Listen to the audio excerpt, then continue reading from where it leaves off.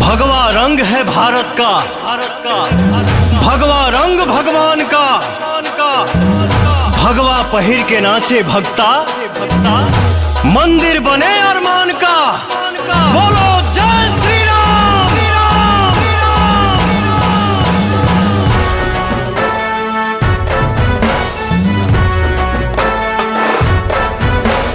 राम राम राम सिया राम राम राम, राम राम राम सिया जय श्री राम।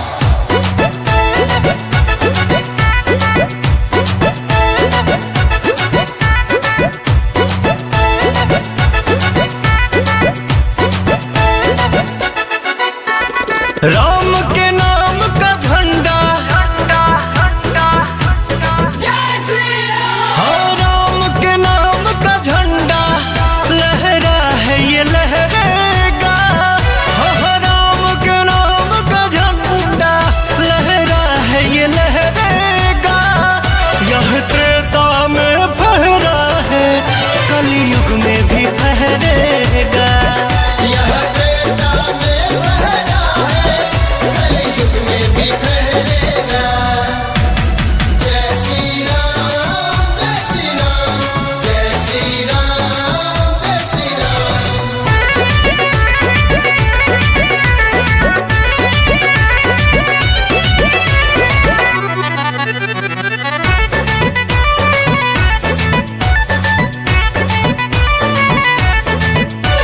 हिंदुस्तान की धरती क्यों नहीं जय श्री राम कहेगी।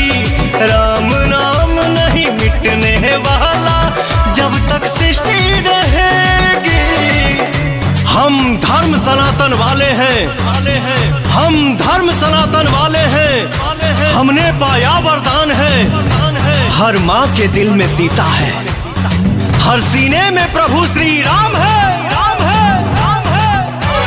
हिंदुस्तान की धरती क्यों नहीं जय श्री राम कहेगी। राम नाम नहीं मिटने वाला जब तक सृष्टि रहेगी। इतिहास गवाह रहा है, ठहरा है न ठहरेगा। इतिहास गवाह रहा है, ठहरा है न ठहरेगा। यह त्रेता में फहरा है, कलयुग में भी फहरेगा। यह त्रेता में फहरा है, कलयुग में भी फहरेगा।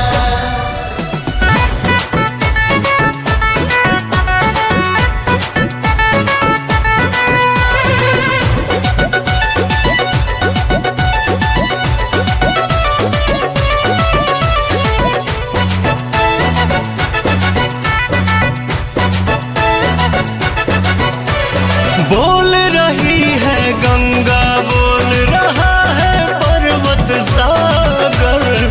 हर हिंदू के सीने में है राम नाम का आदर।